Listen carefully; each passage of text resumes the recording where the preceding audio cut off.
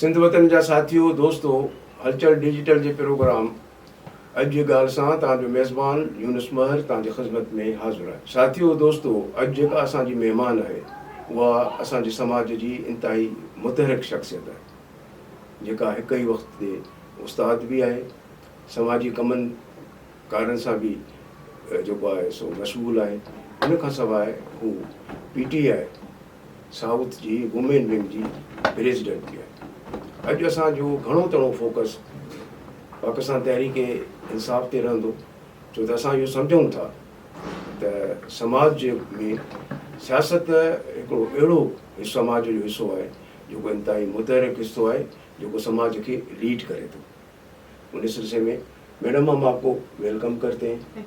Madam जो नालो शहीरा सिद्दीकी साहब आहे। हूअं त असां प्रोग्राम सिंधीअ में कंदा आहियूं, पर जीअं त मैडम जेको आहे सो उर्दू ज़बान जे हवाले सां जेका आहे सा उनजी ज़बान उर्दू आहे, तंहिं करे असां अॼोको प्रोग्राम उर्दू में कंदासीं।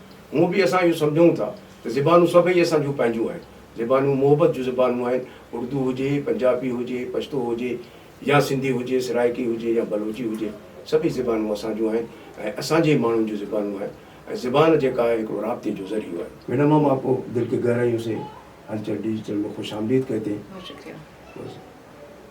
अब जो मैंने मतलब तहमीद बांधी, उस तहमीद में मैंने ये आपका तारुफ करवाया और ये बताया कि आप PTI के साउथ की प्रेसिडेंट हैं वुमेन विंग के।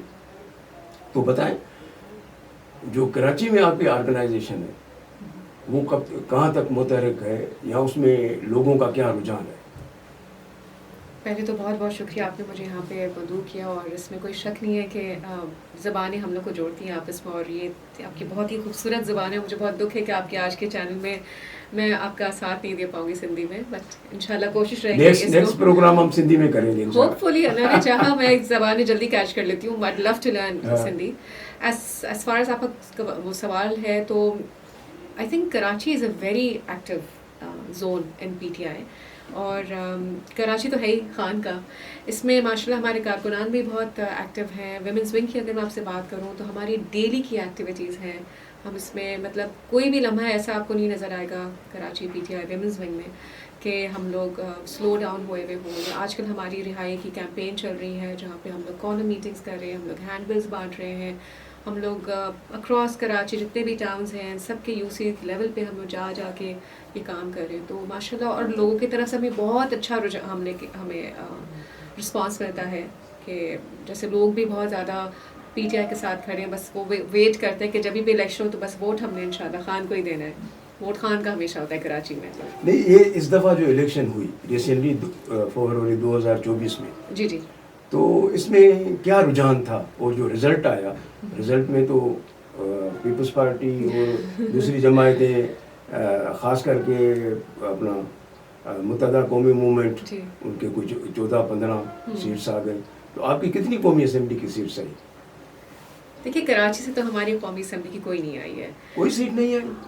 मतलब हमें दी नहीं गई। मैं जो हंसी हूँ आपकी सवाल पे वो इसलिए हंसी हूँ कि देखिए हम लोग जिस तरह से जा रहा था हमारा इलेक्शन का, जिस तरह से प्री पोल ही हम देख रहे थे कि सारा रुझान सबका ये ज़िंदगी में पहली दफ़ा ऐसा हुआ था कि वोटर अपने कैंडिडेट को ढूंढ रहा था, क्योंकि ज़ाहिर सी बात है हमसे हमारा इंतखाबी निशान ले लिया गया था, बल्ला था जो कि ले लिया गया था। अब हर कॉन्स्टिट्यूंसी का अपना एक इलेक्ट्रल सिंबल था। तो पहली दफ़ा हम देख रहे थे कि वोटर हम लोग को फ़ोन कर करके लोगों को पकड़ के कह रहा था कि PTI का कैंडिडेट कौन होगा और उसका क्या इलेक्ट्रल सिंबल होगा। आप सोचें पोलिंग से पहले ही लोगों का आप जज्बा देखें। फिर एंड पोलिंग वाले दिन तमाम सिग्नल्स बंद हो गए थे, तमाम राब्ते मुनक़ता हो गए थे, बावजूद इसके लोग झोंक निकले हैं, वोट किया है और बेशक उन्होंने PTI को ही वोट किया। मैं खुद वहाँ पर उस वक्त एक चीफ पोलिंग एजेंट का भी काम अदा कर रही थी और फिर मैं वोट काउंटिंग पे भी बैठी हूँ। तो हम लोग जिसे कहते हैं ना clean sweep, we won with clean sweep as per form 45 में आप जीत गए और 47 में आप हार गए। 47 तो सुबह हुई और 47 तो पता नहीं कहाँ का क्या हुआ क्या नहीं हुआ कुछ समझ ही नहीं आया। कभी वहम गुमान में ये था कि ये भी हो सकता है। लेकिन अभी तक हमें इतना पता था कि वोट की काउंटिंग में हेरा फेरी होती है या धांधली होती है। धांधली के इस लेवल को हमने पहले पोलिंग लेवल पर धांधली होती थी, जहां भी होती थी वहां होती थी लेवल पे। जी जी, ये तजुर्बा नया था, अनप्रेसिडेंटेड था, बहुत ही डिसअपॉइंटिंग था। और आप देखिए इतना एब्सर्ड था इनका कि जो ये क्लेम कर रहे थे कि मैं फलाना जगह से जितने नंबर से जीता हूँ, उतने तो रजिस्टर्ड वोटर्स भी नहीं थे उस इलाके में, इतने बेवकूफ़ी से तो जीते हैं। तो जो आप कह रहे हैं, आप जो फरमा रहे हैं ना कि हमें कोई सीट नहीं मिली कौमी असम्बली से कराची में, तो बात ये नहीं कि हमें कोई नहीं मिली, हमने तो बहुत जीता, हमने तो सब जीता। और एमपीए की कितनी सीटें मिली? एमपीए की हमारी स्टार्ट 11 से हुई थी, फिर कुछ कम होते होते मेरे ख्याल से 9 पे आ गई है शायद। अब 9 पे आ गई। तो क्या फ्यूचर में आप क्या समझते हैं कि वो जो वोटर था जिसने 24 में आपको वोट दिया, क्योंकि ज़रूर लाजमी तौर पर पाकिस्तान में 5 साल की हुकूमत का जो तजुर्बा है वो कम हुआ है, 3 साल 4 साल के बाद चेंज हो जाती है, ऐसे हालात पैदा हो जाते हैं, तो एक ही हल होता है कि भाई इलेक्शन नया होना चाहिए। तो अगर वो 25 में 26 में 27 में या कब भी हो, तो उसकी प्रेडिक्ट तो ऐसी एग्जैक्टली नहीं की जाती। तो आप क्या है कि वो वोटर का रुझान वही खान की तरफ है या आपको थोड़ा डाइवर्ट हुआ है? नहीं, I think this will remain Khan. बल्कि मैं यही कहती हूँ कि आप जितना ज्यादती करेंगे उतना ही इंसान, जैसे हम अंग्रेजी में कहते हैं ना, to dig in your heels, के उतना ही आप पुख्ता हो जाते हैं कि भाई जितनी आप किसी के साथ ज्यादतियाँ करेंगे वो उतना ही पुख्ता हो जाएगा अपने बिलीफ में। और यही हमने देखा है कि जब फॉर्म 47 आया था तो उसके कुछ ही दिनों बाद आपने देखा होगा कि हर दूसरे दिन ईसीपी के दफ्तर के बाहर, कराची की मैं बात कर रही हूँ, झोंक दर झोंक लोग वोटर्स आके बैठे हुए इंतजार कर रहे हैं, मेरा वोट का है, मेरा वोट का है। ये लोग फिर निकलेंगे, फिर अपने वोट के लिए निकलेंगे। मुमकिन है कि कुछ मायूसी हुई हो लोगों में, जो कि है, यकीनन है, लोगों में मायूसी हुई है कि इसका मतलब ये हुआ कि मेरे वोट की कोई इज्जत नहीं है। मैं जिसको भी वोट दूँ मेरे ऊपर सर पे मुसल्लत उसको किया जाएगा जिसको ये चाहते हैं, या जो भी मतलब अंदर की पकी भी कोई खिचड़ी होती है, तो जो ये चाहे जिसको मुसल्लत हम पे कर दें। केसों की क्या दास्तान है? कितने केस हुए आपके ऊपर? कितने एफआईआर हुए?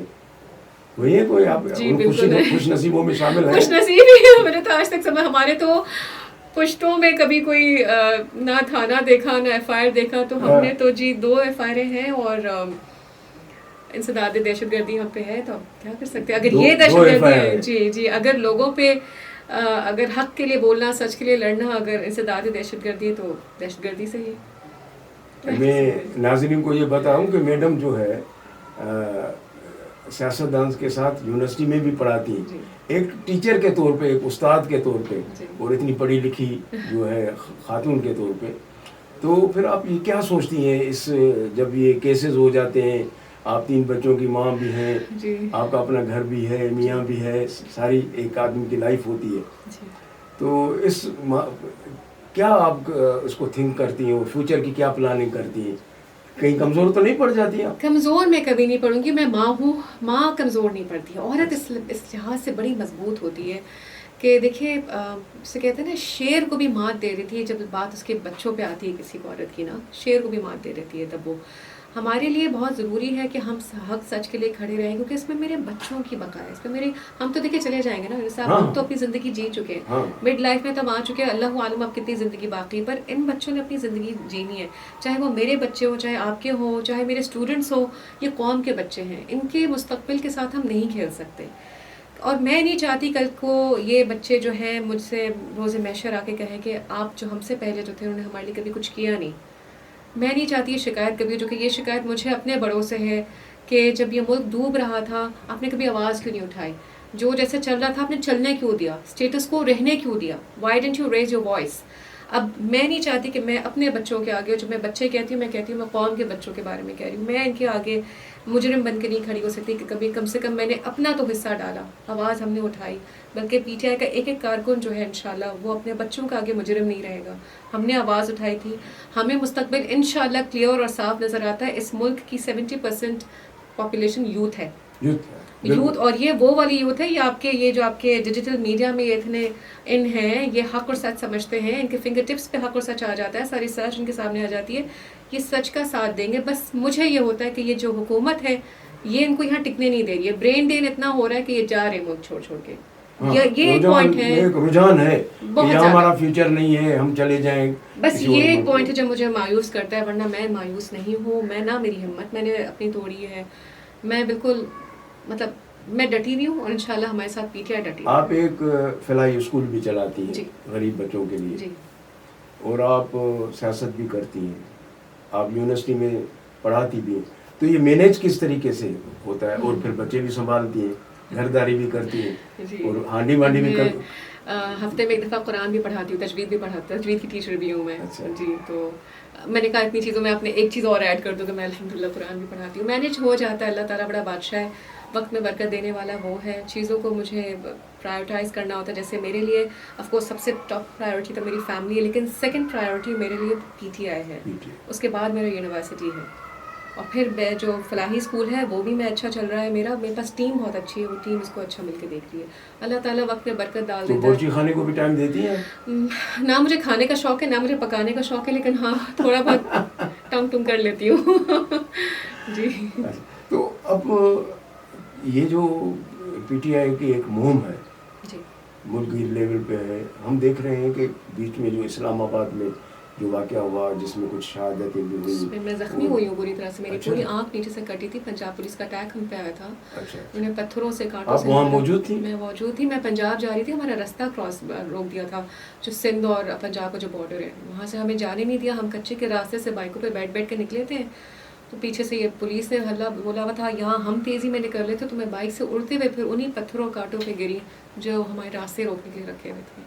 मेरी पूरी यहाँ सर्जरी हुई, सब कुछ हुआ, अभी भी एक सर्जरी बाकी है। तो अब मैं क्या खुद समझते हैं कि वो जो तहरीक है पीटीआई की, वो कुछ कम हुई है, या कोई वक्ती तौर पे, जैसे जंग की हालात थे, जो लाजमी जंग की हालात में बिल्कुल, तो बिल्कुल। एक स्पेस देना पड़ता है कि भाई बिल्कुल, अब ऐसे मुल्क ही की है। बात है, मुल्क के दफा की बात है, तो अब हम इस्टेब्लिशमेंट की हिमायत करते हैं, हुकूमत की हिमायत करते हैं, मगर क्या मेरे अब ख्याल वो दौर पूरा हुआ? तो अब आप क्या समझती हैं कि ये this is the right time for PTI, हम रीऑर्गेनाइज हो रहे हैं। जो मैं इस वक्त समझ सकती हूँ ग्राउंड लेवल पे रह के, कि हम टेक्निकली दोबारा से रीऑर्गेनाइज हो रहे हैं, क्योंकि हम निकले थे बड़े आबोताब से अपने निकले थे, और इसको और माशरा बहुत कामयाब भी हमारा हुआ था।